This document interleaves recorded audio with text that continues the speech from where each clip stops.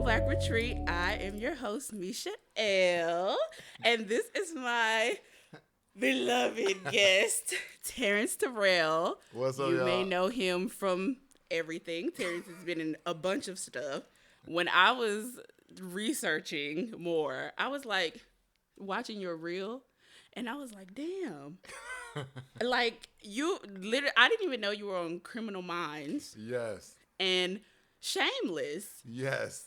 I don't understand. Like, how do you even have the time to do all this? I will keep a check.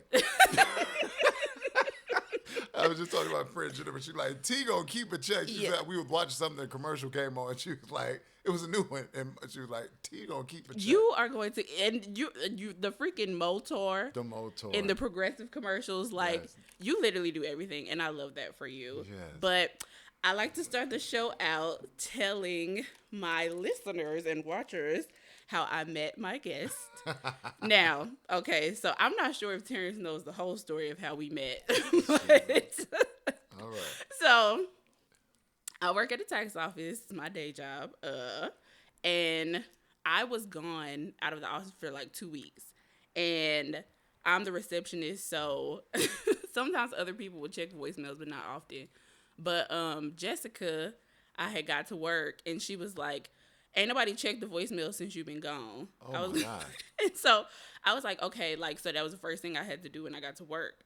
So I sit down, I'm checking the voicemails. I had just watched a show that Terrence was on that I, like, fell in love with very quickly. And actually, you were on 2 shows I didn't on know BET that. Plus. Oh, God. You were on, so I had like an overdose of Oh, Terrence Terrell. God. And when Oh, I tell God. you I had just watched them, I had like just watched them while I was gone. So I sit down to listen to the voicemails. And the thing is that I didn't know him before I watched the shows. And so when I was watching it, I was like, who is this nigga? And you know, I'm a black woman. I'm like, who is this big, fine black man? And so I done, like, Googled him. I'm like, oh, his name is Terrence Terrell, blah, blah, blah, all this stuff. I had no idea. I followed you on Instagram after I watched Bigger. So, or that show. So, but anyway, so I'm listening to the voicemails. So all of a sudden I hear, hey, this is Terrence Terrell. I was referred to you by whoever. And y'all, I was like, wait, huh? So, like, I like listened back to the voicemail like 4 times. And I was like, and I turned, the thing is I'm the only black girl at my job. So everybody else is either Hispanic or white. So I am the dramatic receptionist all the time. They used to it at this point. I stand up and make an announcement. And I was like, hey, everybody, so my future husband is on is on our voicemail. And I understand that everybody is booked up for this tax season, but one of y'all needs to get him in here. And he had asked for Jim. And I was like, look, Jim, he's like, we always say he reminds us from Stanley from The Office. Yes. But he's this older white guy, but he acts just like Stanley. And I like go up to Jim and I'm like, he asked for you, so you need to take him. And that's the end of this discussion. Thank God. Because, y'all, my taxes was jacked up. Y'all, they hooked me up. And you got, as a black man, just anybody in here with business, y'all hooked me up. Like, but I had my EIN number and everything else. Did. But I just, if somebody messed my taxes up. They did. Not like dependents or anything like that. Yeah, but just no. like, it was we ain't got to get into some all person messed up his taxes and we had to fix them. So y'all pay attention to y'all money. Yes. And like just having a basic understanding of how taxes work goes a long way. Yes. Because people will F you over. Yes. And they don't care because it's not theirs. And so like, because that was what, 2 years ago? That was 2 years ago, and they did almost 4 years of taxes for me. So it was, y'all had to go back and fix everything. And we just found out we got to fix another year. 2018. Like, but so, thank God, it's not as bad. But Yeah. still, it's just annoying. And I just, I feel like when we were kids, we didn't know anything about taxes. Yeah, no, And so absolutely I not. feel like when I grew up and you start going around these people, you gotta remember it's called show business. Yeah, and exactly. like I'm like, where's the business part? And the business part comes with your taxes. Make sure you got your S corp to make sure you're not being taxed as an individual, and all this stuff can be written off. You know what I mean? So and just make sure you're working with people that you can trust. Yes. Because if not, like that's really all you got is your word and your loyalty. And once somebody jacks you up like that, like. Because Terrence, he is a connection, a very good one also, just because he's, like, sweet as hell and just a good person. But it sucks because, like, people look at him and be like, oh, I don't care. And to know, like, how caring and nice he is, even if he wasn't, like, nobody deserves for their stuff to be messed over like that. So just take care of yourself. Take care of your taxes. Take care of your taxes. So anyway, fast forward. So Jim got Terrence in, and here we are. Here we are. Congratulations, I loved it. Yeah. But I've done interviews, but I've never been able to like have a whole pedicure going on. Yeah. I got a robe on. She made me take my clothes off. I still got stuff. It was a necessity at this point, because I mean, he do it for his other shows. He might as well do it. All right.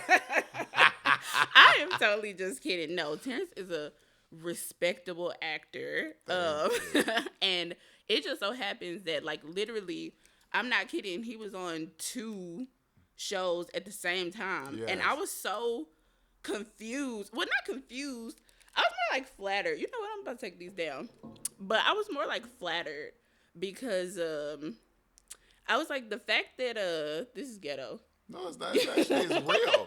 It's real. I love it. But I was like, the fact that you could be on 2 different shows at the same time, and well, I don't know, like when you shot them, but they were 2 completely different characters. Different shows, yeah. And they actually, those Bigger and First Wives Club, yes. Yeah, they actually opened, those were 2 shows that started BET Plus off. Yeah. And so I really didn't understand. I feel like you just work so much, like just trying to get the grind, right? Yeah. I didn't even realize until the night of the premiere that they had to launch the app that I was on 2 shows at the same time, 2 different people. And I was like, oh, this is pretty cool. You know, on to the next. Yes. But, yeah. No, but that was very cool of you. Okay. Yeah, because I'm tired of fiddling with these headphones, but I'm right. Anyway, so, but like I've mentioned, you have done a whole lot in your career thus far. So the first question I want to ask is, do you feel like you're successful? And what does success mean to you? Do I feel like I'm successful? That's a hard question. Yeah, well, yeah. Now, I feel a little successful, meaning like if there's a day, like I don't take naps because we used to get whoopings and go to sleep. Yeah. So I'm against naps, but now as a grown man, I love a nap. Yeah. So like today, being able to have a nap and not being stressed like this, but of course I got all my work done early. So I wake up at 4 o'clock, and by the time 1 o'clock comes, my whole day's done. Yeah, because I be texting you early. Yeah, so I'll text right back. People like, why are you up? I'm like, why are you texting me? But yeah, I think I feel like I'm successful now a little bit, but I'm always, I feel like once you start feeling too successful, you forget the work. Mm-hmm. So I always work as if I have nothing. Yeah. And that always keeps me going. So getting an Emmy didn't make you feel successful? Oh. Yeah, you know what? That surprised me. That surprised me because when you were a kid, I didn't really think about an Oscar or anything. I was just wanted to be like Eddie Murphy. Yeah.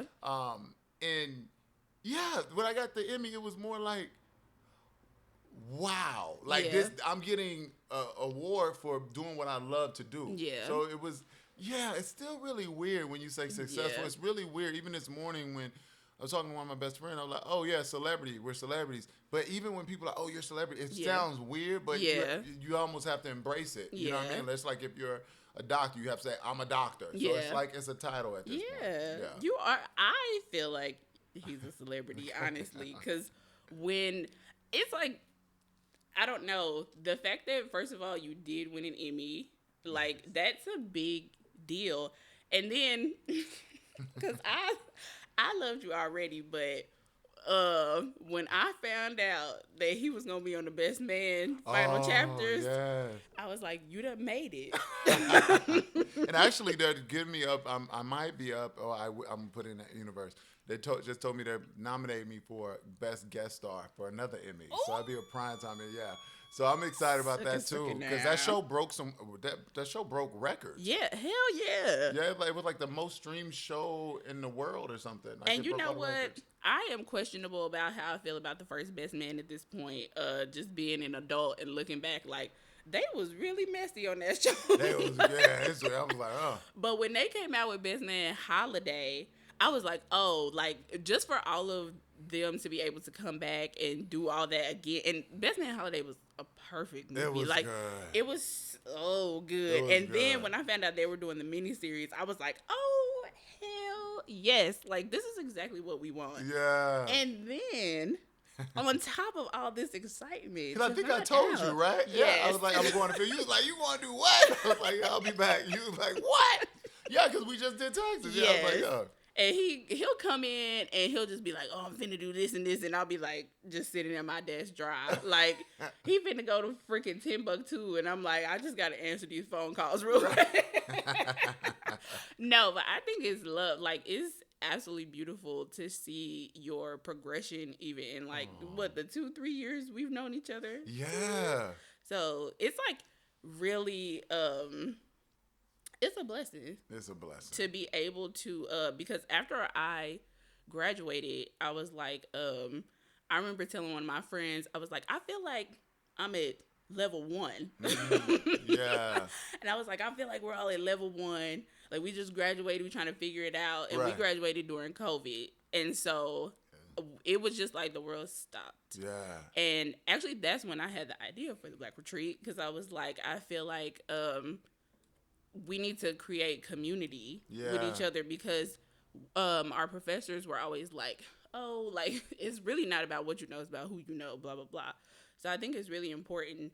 I would like to ask, how important is community to you? Oh, very important. And do you feel like you would be in the position that you were in without community? Oh, the community is very important. Thank God for my grandmother.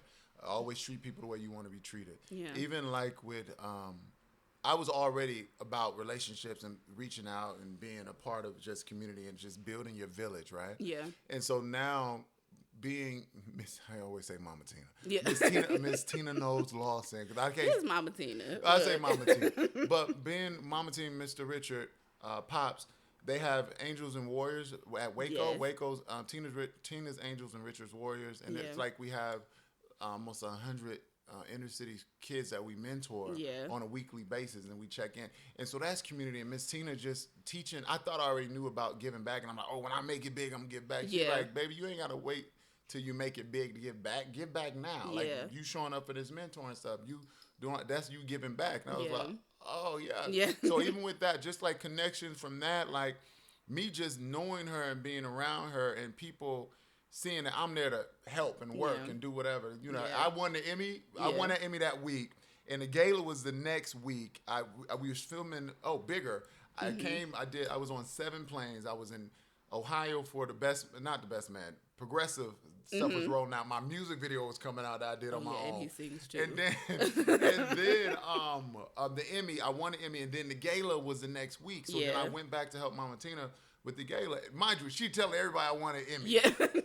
But the gala was at the air hangar in Santa Monica. And there was 30 couches outside. I had to be like 30 couches. We had to get these couches in before it started raining, and then we had to be out of there by 10. It was like 9:40. It was something like real close. And Miss Tina was like, we about to get fined. And I was like, the work was moving slow. Yeah. I picked up a couch on my back and started running the couches in. And Miss Tina was like, what are you doing? And I was running and put the couch on my back and running.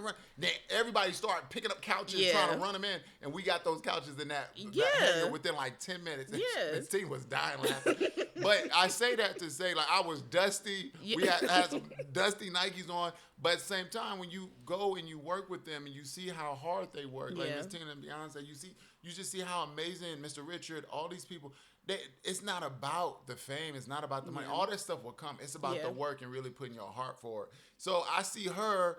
She's like, "What are you doing?" I was like, "Well, you do the same thing." Yeah. It's like you would literally be knocking hammers and she's building stuff on her own. She's creating dresses on the fly. Yeah. I'm like, it's the same thing. So I don't see myself any different. But community, if it wasn't for people like that, my godmother, Mama Don I got a lot of mamas. Mama Don, Mama Stella, who does all my spiritual stuff. Yeah. Mama Don, she's at my godmother. She's in the business as well. She's a VP. So she's always telling me to be an artist. She's like, you'll do the stardom. She's like, you need to be an artist, fall in love with your art. Yeah. So if it wasn't for those amazing women, and of course my mom, my grandma, I don't know where I would be right now. I probably wouldn't be here. You know what I mean? Mama and Yeah. So thank God. So community is very important. Yeah. And don't just treat people good because you need something from them. Exactly. Treat them good all the time. Yeah. Like my godmother, I had no idea she was a VP of Sony. So it was maybe like 2 years later or something, and I get an audition. I'm like, who did I get this from? Because I didn't know anybody. You know, and it literally came from her. Yeah, you never know. So treat people the way you want to be treated, and you'll like life is endless. And also, don't treat people bad just because you are somebody. Right, that's some bull. Yeah, we got I be telling you, like, we got a whole bunch of clients who are this at Disney and this at so and so, and they just talk to us crazy, and it'd be like. Nice. Damn, like, I just wanted to know if you could reschedule to next week. Yeah, like, that's not nice. It's not nice, but it is. But I feel like, because me and Terrence were talking about this, I feel like it's very important to know that some people are for you and some people are not. Yes. Yeah. Even your friends. Some of you got to drop. Yes. Some of them.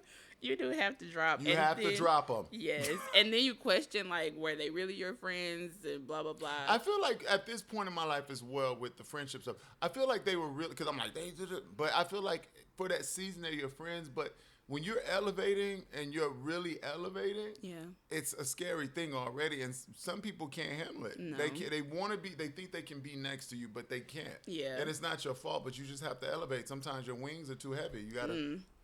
Take off. Hallelujah. Yeah. Sometimes they just stepping on your wings. Yeah. So I don't know. But I feel like with letting a lot of people go, me specifically, in doing that has like pivoted what I'm doing or made me feel like, oh shoot, like, well, even this podcast, I'm like, well, I gotta do it myself now. So it pushes you, but it pushes you and it makes you it pushes you to a point where you realize how strong you are. Yeah, you really do. Yeah. And I don't know, and more resilient than anything. And, you know, it can change the trajectory of things for you. And on that note, is there anything that you feel like has directly happened to you that affected your career? Yes. Yeah. So, you know, my grandmother passed, my grandfather passed in my arms, my grandmother passed in my arms. My dad passed, I found him, and then my mom passed. After my mother passed, and I found her, it was like, I just remember when I first came here, I was like, I can't have a beard. I got to make sure. Because I was like, I got to be clean shaven because, you know, the commercial Hollywood, right? You always think like this is what other people need, like no tattoos because I want to be the Coca-Cola guy. I mean, you know, all this stuff. And so after my mother passed, I remember I let my beard grow. I started getting tatted up. I'm like, can I cuss? Yeah. I said, fuck this. I'm gonna say I'm living my life the way I want to because I've seen these amazing people who are responsible for me being here.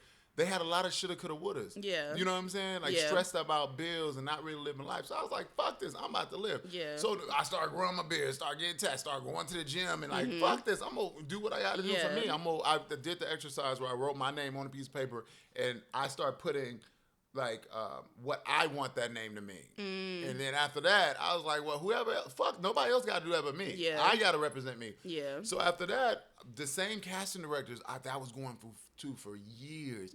I remember one, I won't say her name because she's so beautiful, spiritual-wise.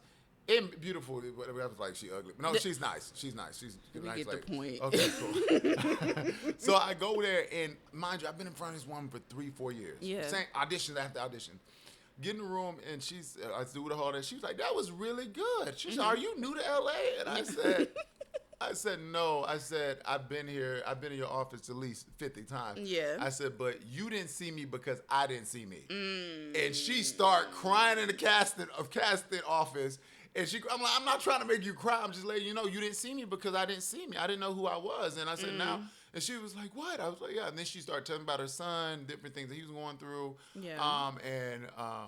All that stuff. And I'm like, and then we in the room for 30 minutes. She crying. I'm trying to calm her down. I was like, now this is why this damn line's so long out here. People was being here at 4 o'clock and they ain't getting into the room until 5. Yeah. So, but I'm sure she wasn't talking to everybody for 30 minutes. Yeah, she was talking. So it was like, until you realize who you are and realize there has to be something that shakes you to the core. Yeah. And in art especially, I feel like a lot of artists, the best work that comes from them when they're in their darkest moments. And a lot of people will tell you that. Yeah.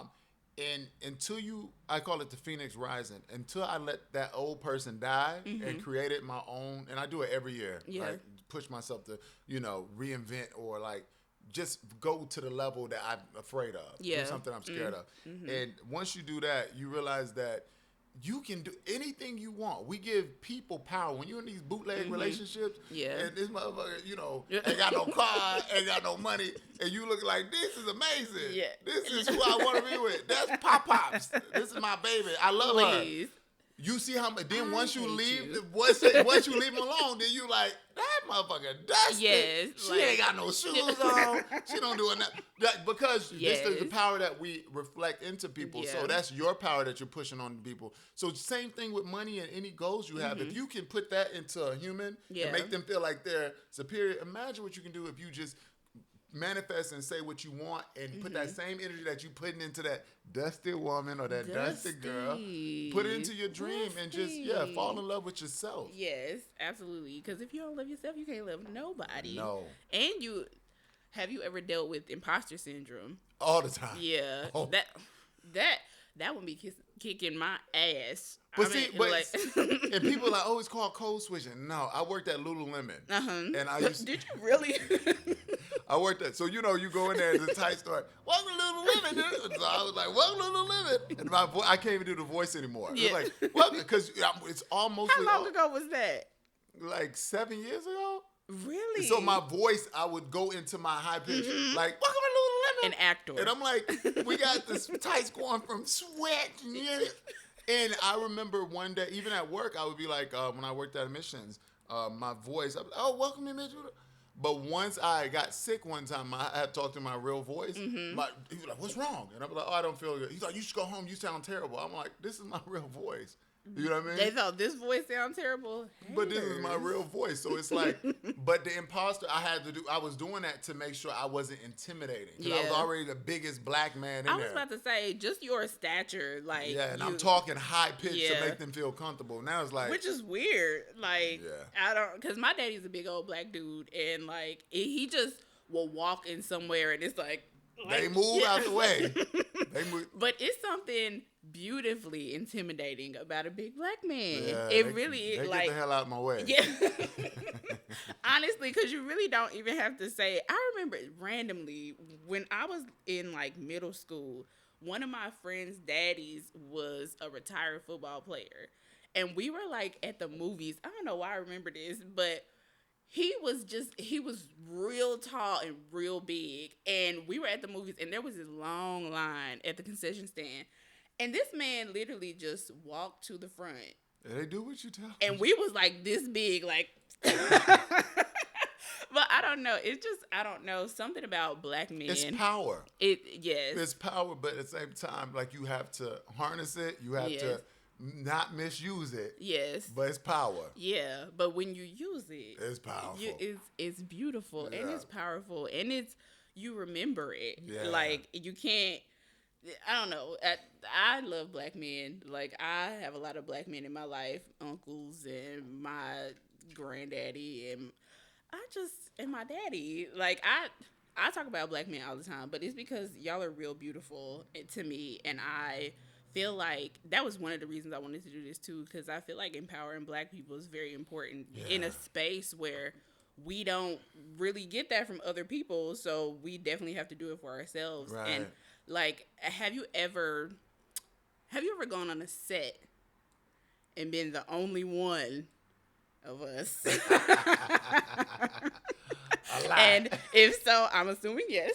A lot. And how did that make you feel? To be honest with you, it's a responsibility. Yeah. Like, even, and people tell you, even if it's a black set too, but most important, if it is a set where I'm the only one, like a Warner Bros. Set, I was on Be Positive. I wasn't the only one. Daryl was on there too, but I was one of the series regulars. That was my first series regular job.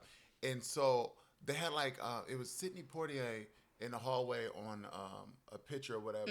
So I'm always 30 minutes early. Yeah. When I go somewhere, I'm always 30, 40 minutes early, especially for set. Not to tag, but to set, because they've taken my money. But, so I can take my time to get them my money. I feel like. But she like, it'd be like 10 minutes, if anything. Whatever. So, Well, no. This is casual. But so. work right. What did he say? If it was a check, I'll be. Okay. And this is, you know. Right. But no, I felt like it's a responsibility. So I remember anytime I get a call sheet, and that's what you get when you know your time that you got to be on set. I'm just helping. If y'all don't, if y'all do, I'm sorry. But like if I have to be on set at 6 o'clock in the morning, that means makeup, hair, whoever had to turn the lights on, the ADs had to be there maybe 4:30. Yeah.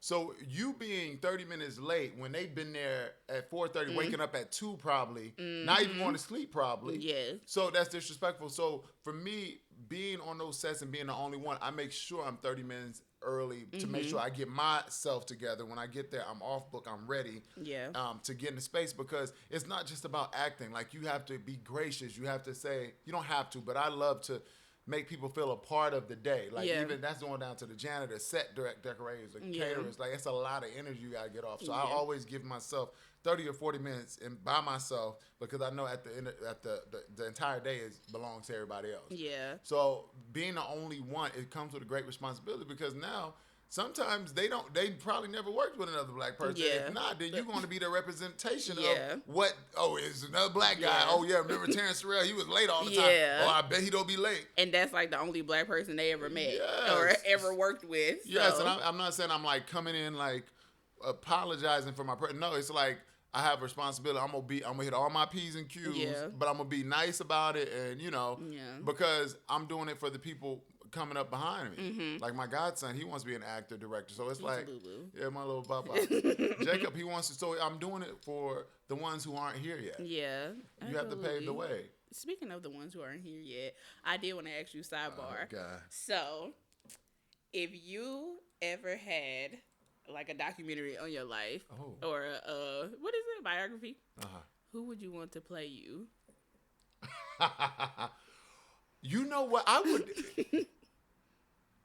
want my godson Jacob to do it. Aww. I want Jacob to do it, because Jacob, I want Jacob. He got you down. He's a little Virgo. Yeah, so he literally coached me. I had to go to Disney to do some voices. And I showed him the picture of like what voice. He's like, oh, use your voice when you get scared and you go real high with your voice. Use that one. He said next picture. So he coaches me. So yeah, Jacob, I think Jacob would do it. And how old is Jacob? Jacob is 8 now. Is he the one that was on FaceTime? Yeah, my little cute papa. So cute. He's I love a Virgo. when kids be missing their teeth. He's a Virgo. You and your Virgo. Oh, he's a Virgo. He's a Virgo. Terrence is such a Virgo also. And my little pop-ups. Yeah, so Jacob would play me.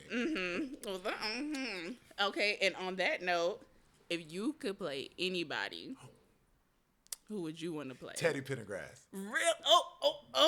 Ooh. Teddy Pendergrass. I want that. I want that movie so bad. They were supposed to come out, and Tyrese was supposed to get it. And I don't know how I stumbled across it. Nutty Professor. Remember, you got to close the door. And I'm like, who sings that? You got to. Yeah, I was like, who sings that? But it came up later on as I'm growing up. I was working at the music school. And I'm like, who is this guy? They kept on saying, you look like Teddy Pendergrass. I'm like, who is that? And I looked through his life, and I'm like, oh, that's a close the door guy. Yeah. Because matter of fact, I feel like you got a photo shoot looking like him. Yes, I did a photo. Yes. I can see it in my head. Yeah. With the white. Yeah. Yes. So Teddy Pendergrass, and I said even I think Tyrese was supposed to do it, but he's not doing it anymore. Okay. But I said Give me a year. As hard as I'm working, if it's not done, I'm going to get the rights to it. I'm going to buy the rights and do it myself. Hell yeah. Produce and direct it. I feel like... Because his story is amazing. Yeah, really? Oh, my God. I haven't never... I know him, obviously, in his music, but I've never, like... You got to watch... It's on Hulu. It's called Turn Off the Lights. Okay. And it's about his documentary. Oh, it's good. Like, he's been through, like... That man went through a lot. Yeah. Like, singing background, hiding himself in background, but his voice was so unique that he got pulled to the front, and then, like, his manager, who was his girlfriend, the big record companies wanted him. Then all of a sudden, his girlfriend got murdered. His story is crazy. Then he got paralyzed. He was one of the sex symbols. Then he got paralyzed and put in a wheelchair. Oh. And then he tried to kill himself several times. His story is amazing. That poor baby. You know what? All of them singers in like the 70s, they used to go through it. Like every one of the like, what are they called? Biographies. Why do I keep missing that word? Are awful. They're all like, like none of them were getting paid at all, and drugs were so rampant during that time. And I heard the Whitney Houston thing. Remember when she was like, her best performances, she was high, and she said, when you got to sing with the gods, sometimes you need a ladder. And I was like, oh my God. I don't know. I don't know. It's awful. But yeah, Teddy Pendergrass. Yes. Well, I'm sure that would be amazing. That's gonna happen. You get it. It is gonna happen. Everything's gonna happen. But speaking of it going to happen, is there something that you wanted to do or like was really excited about and you failed at it, or something that you did that you failed at? No. Is that too broad? No, because to be honest with you, everything that I've done thus far is everything I want to do, and I do it well. Yeah. Period. That's the end of the episode. I'm a Virgo. I do it. If I put my foot out there, I'm gonna do it. Yeah. Even like running, my coach, I ran for Florence Griffin Joyner, Flojo International in San Diego. And so moving to the South, everybody knew I was running with Flojo M. Yeah. You know, like, oh, they called me Flojo when I came there. Then I ran, but it's a different climate. So then I was, that could be one. Yeah. I came down there thinking I'm going to smoke these boys. But I forgot they running through, they country as hell. It's Mississippi. So the heat was different. The cold was different. So my body wasn't used to it. Yeah. I was coming in like last place for that When first was year. this? Because you're from the South. Well, we moved to San Diego. From Cleveland, Mississippi. We moved to San Diego, so then my mom, I went back to Mississippi when I was 15. My mom went to jail. Oh. So I helped my grandmother with she had open heart surgery. Like, yeah, I come from real life. Yeah. You go to jail. We getting real. No. Moved back down there, and I remember I was coming in last. Then I got like third, fourth.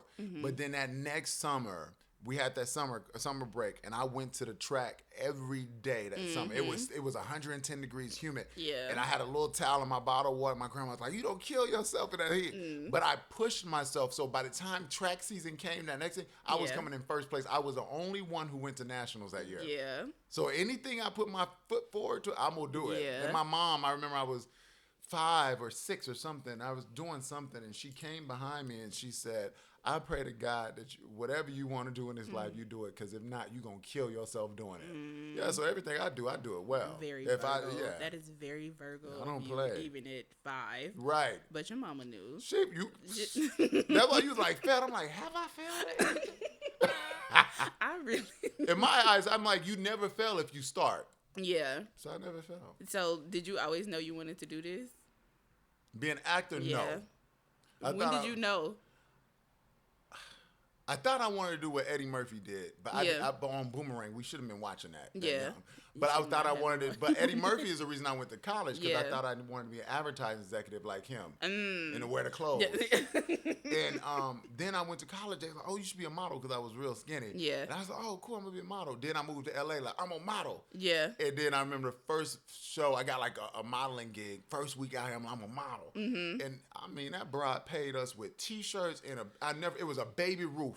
It was a baby roof for a Milky Way in the bag at the end. I said, oh, where's our check? She's like, oh, no, it's for the experience. And, you can stay for the after party. I was like, oh, I ain't never modeling again. So then I jumped into acting. And, are you serious? Yeah. So I was like, I'm going to do acting. And it was so funny because in middle school, we had I was in acting class, but I was scared to be on the stage, so I would just work the lights. I would be part of the production. I'm gonna do part of the production.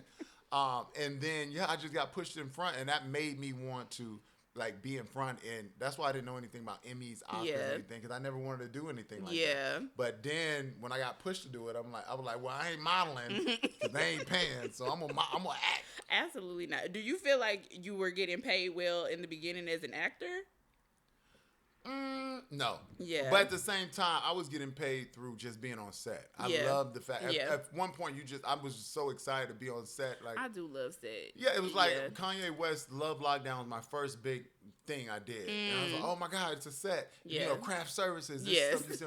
So I was like, then it gets to a level once you start doing that, then I'm like, okay, where the money at? Then it's like, oh, I'm getting like $120. Oh my God. Then I'm like, I need some more money. Exactly. So then it gets to a point, even now it's like, that was nice. I want some more. Yes. Because once you get that, I always say it's like vampires. Once you get that taste of blood and you can make money off your name, you like this, it becomes addictive. And you do everything. You're what? An actor, a singer, an author, used to be model. What else? What am I missing? You have a nonprofit. I have a nonprofit. Yes, you write children's books. Just got finished with the 5th one. We have a show, coming out with Peacock is interested in it, and then I'm teamed up with Selena Gomez for my short. Yeah, and we're going up for an Oscar for that. You was telling me about that. Yeah, can you tell me about that? Yeah, it's about a story when I try to wash my skin color off when I was little. Because my grandma was high yellow like you, but even more high yellow. She passed as a white woman. Yeah. And I remember I had cousins lighter skin, and they always got treated better in a sense. And so I remember one day, my granddaddy said something. He's like, oh, I was like, yeah, I'm sick of this. Yeah, he's like, you can wash it off. And I went in the bathtub. I took 7 baths and tried to scrub my skin. I'm talking about I scrubbed and scrubbed. Why would he say that? I think he was trying. He was, granddaddy was very hardcore. So he was trying to teach me a lesson in a sense. And then my grandma came home and I'm like, is it gone? Is it gone? And she was like, is what gone? I was like, granddaddy said, he was dark as me. And my grandma was high yellow. She was like, granddaddy said, if I could wash the dirt off, I could wash the skin. It's just dirt. And she got. I was about to say, I know she hit the roof. She went off. But after that, I knew that she started to do certain things. Like even now, I could be in the house all day by myself and be fine. Like she was like, you're a light. You need to learn how to love yourself and be by yourself. And then like certain things, like I couldn't spend a night over somebody's house unless they had another room with an extra bed. There's no sleeping on the floor. Yeah. And I'm like, no, Grandma, it's fine. Right. Yeah, she's like, you don't sleep on floors. Yeah. So I couldn't spend a night. I was all on my friends' floors. She's like, if anything, they can come over here, but you can't sleep on anybody's floor. Like, she started giving me these tools that I started to use to like know my worth. That's beautiful. Yeah. I can see that though. You are a little bit bougie, but I work hard. I be like, Terrence, he gonna have it together, baby. That's the one thing Terrence is gonna do. Yeah, we work hard. But let me see. I feel like we got through it. It. But okay. 2 last questions that I like to wrap it up with. First question: if you could have one, or not could have one. If you have one, what is your personal motto for your life? Oh, I will always say, what is it? Oh, Jesus. Oh, it's right here. It's on my arm. They done wrote faith. It's real. Pound chicken on there. Stop. This is Arabic. So it's faith, focus, freedom. When your kids in the South, they always say faith is big as a mustard seed. Yes. So I say if you have faith in who you are and whatever you believe in, you have a lot of focus, you'll have the freedom to do whatever you want to do in this life. Amen. Yeah. Faith, focus, freedom. Scripture. Yeah. As big as a mustard seed, I think that's in the Bible. Yeah. Anyway. It is in the Bible, but I switched and made my own. Like we actually made that up in the South. Right. No, Jesus made it. No, I'm kidding. Anyway. Okay, and the last question.